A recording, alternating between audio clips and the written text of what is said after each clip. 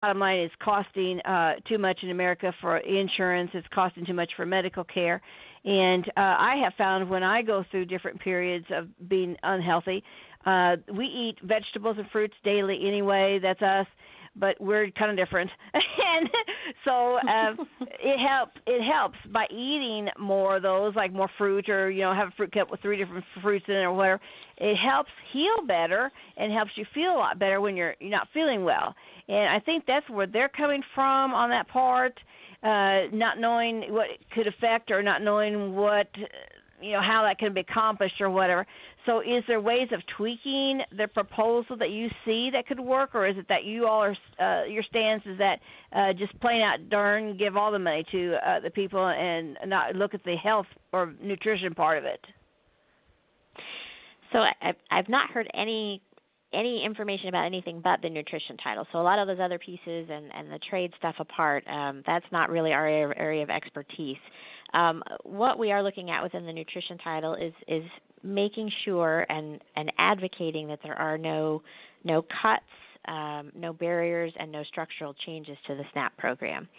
When we're talking about a benefit that really amounts to about $1.40 per person per meal, we're not working with a lot of capital here. We're not; those right. households are still working hard to crunch that budget, and we don't get into the weeds of the nutrition aspects of it or the selection process.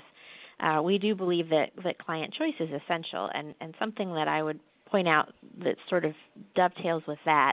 There was a USDA study about 2 years ago, and you may or may not be aware that we don't necessarily know what's being purchased. That data doesn't come from the retailers. It's sort of a gray area. But there was a retailer who provided the information about what was purchased for SNAP households and non-SNAP households, and this came from the USDA ERS. And what it showed us is that what's in the grocery carts of families who get SNAP and families who don't get SNAP is essentially identical. So I think that, interesting. The nutrition aspect is sort of a broader issue, and you can look at, the most often things purchased or things like that, and that skews differently towards more unhealthy things simply because they're probably cheaper.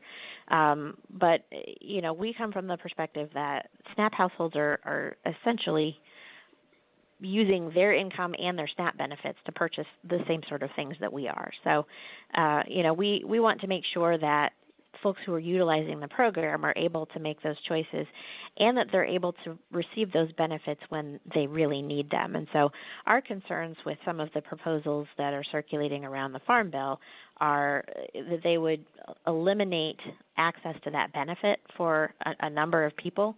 They would, really fundamentally alter SNAP's core purpose, which is to help feed struggling Americans and roll back some of the progress that's been made over the last several decades to make sure that program is accessible, make sure that we're not creating hoops and barriers for people to jump through unnecessarily that become so cumbersome that they drop off the program, and to make sure that people are able to get what they need when they need it.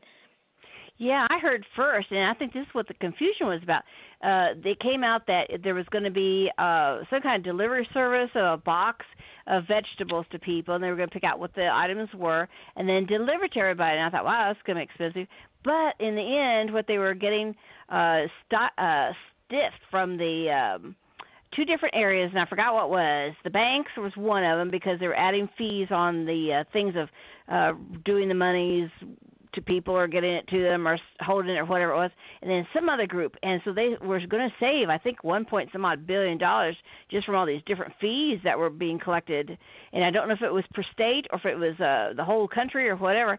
And then a day or two later, then I got another email, and it said, well, we've looked at this, and we think what we're going to do is that if they want us to deliver the vegetables, and we'll put it in a box for them, and they can call, or they can go ahead and have a separate card and then have X amount of dollars, half of their monies, on the card that has to go to fruits and vegetable items. Now, that's the second day that I heard. I don't know what the thing is out there right now, but I don't know where the second card was coming from or what was going to happen there or whatever. Then I began to think, because I'm aware in our town in the Midwest here that some of these people only get $17 a month. $17. I would hope those people don't have $850 that goes to the food and $850 whatever. That's concerning on that part. But I do look at the part where the doctors are coming in, and it's another group, and I can't think what the heck the other one is. I don't know if it's the American Medical Association or what, but I remember it's the Physicians Committee for Responsible Medicine that really was pushing this. And they had said, look, it is costing a lot to do medical stuff. It is costing a lot for the insurance, because I know I see on Facebook all the time people are just complaining about the cost of insurance. And then also when I go to doctor's appointments, because I watch over a parent myself, so I get to go twice, not only my stuff but my mom's, and people are just about the cost of insurance. And wow, I mean, I hope that can be taken care of somehow someday. But what do you think is going to happen? What do you think or foresee that's going to be happening in the end on this situation? Well, we're not sure yet. There's a good way that we got to go on this. The harvest boxes that you'd heard about, that was part of the president's budget proposal.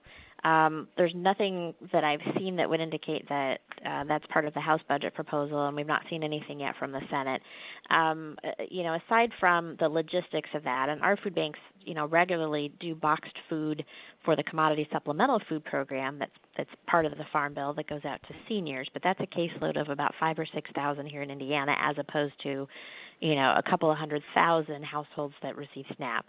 The bigger concern that we had with that was that it was providing a massive cut to the SNAP benefits. And it was something that really could not be made up by the charitable sector.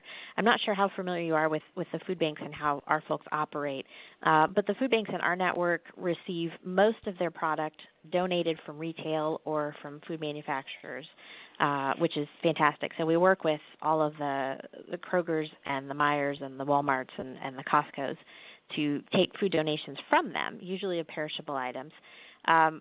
We also move a good amount of commodity food. So the TFAP, the Emergency Food Assistance Program, in Indiana, all of our member food banks have the contracts to distribute that, as well as that Commodity Supplemental Food Program, which is not as big. And then our food banks purchase food as well, particularly if it's something that's not often donated, or if it's something that they don't get enough donated of. So a lot of shelf-stable items, we'll buy, the food banks will purchase pasta sauce or food for specific programs. A lot of our backpack programs, we need those single-serve, kid-friendly items, and, we don't get several 100,000 fruit cups donated per se, that sort of thing. I love the backpack program. I think that's invaluable. I've heard that from many teachers that they were so tired of the kids coming there to school on Mondays, and they couldn't even concentrate because their tummies they were just so hungry.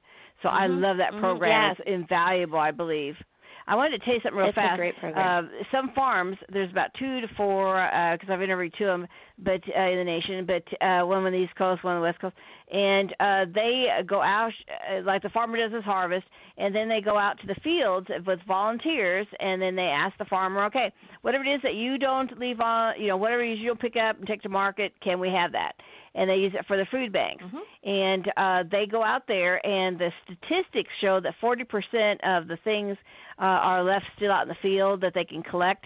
Now, they're not talking about the rotten stuff or the whatever, but the stuff that they can pick up. I think that sounds kind of high myself.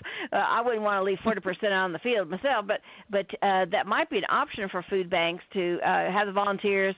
I don't know what you do about the release of liability, the insurance situation, but they could go to the fields and say, Mr. Farmer, I realize that you don't want to do the payroll or take the extra time to go out in your field and whatever, but may we go ahead and send some people out there and then pick up the extra that's fallen down, like pumpkins and whatever else that may be laying out there. So that is an option, because these people are doing nonprofit groups throughout the nation, and they're actually making money at it. So I know it's kind of a slower area here in the Midwest, and we've got plentiful fields of corn, soybeans, and whatever the hay. So that's an option, too, that people might want to think about. There actually is a good amount of gleaning going on, and it's often on a case-by-case basis. We get phone calls about that sometimes at our office. We often get calls, and we look for calls from local producers who've already picked and packed out that would be willing to donate or sell it below cost, because it is that labor-intensive concept of gleaning. But I'm happy to report that a new to Indiana group, nationally there's a group called the Society of St. Andrews, and they do gleaning. That's their area of expertise and their specialty, and they're moving into Indiana now as well. So that's always ongoing. And then you see that a little bit with local 4-H clubs or FFA, where kids have those connections and they work with them. All of our food banks work very hard to have relationships with the local growers and small farmers, as well as the more commercial facilities, to be able to reach out and say, if you have product, we're able to move that. There's a taxable benefit for folks to donate if they're a producer. There's a federal tax benefit. There unfortunately is not a state benefit, but there is a federal benefit, and there's the liability of that has been addressed as well. So it's not it should not be difficult, nor should it be a problem for a producer who's by all accounts using standard operating procedure to be able to donate. And so that's something that we always look for and are happy to help facilitate. If folks contact our office, we can put you in touch with our regional food banks as well. Oh, that's wonderful, Gal. I'm so glad you came aboard today. Wow, what a thrill. And I'd like to recontact you if it's all right for another interview when they get this bill done, to see what your stance is and what you see, how it's going to lay out, and then how's it going to work, and that kind of stuff too. This has been Emily Weichert-Bryant. She's the executive director of the Feeding Indiana's Hungry, and we are so glad and blessed that you came today, and we will, of course, send this out to our different folks that we send things to, and we appreciate your time. And wow, folks, a lot going on. I'm telling you, in the food industry, I told you that last year. I said this year and the next year it's going to be boom, and boy, I'm telling you, it's rolling. Well, thank you, Gal. I appreciate your time very much. If folks are on social media, we actually have a Farm Bill campaign going on called SnapWorks for Hoosiers, so you can look us up there. Well, we thank you very much, and hopefully some people will sign up. I appreciate it, Gal. You're listening to Community Garden Revolution. My name is Mary Hukill, and I'm so glad you came here today. We had a lot of information, didn't we? Have a great Community Garden Day. Thanks, Gal. I don't have a mute button, but thank you so very much for coming. I appreciate it. We'll call you when it's done.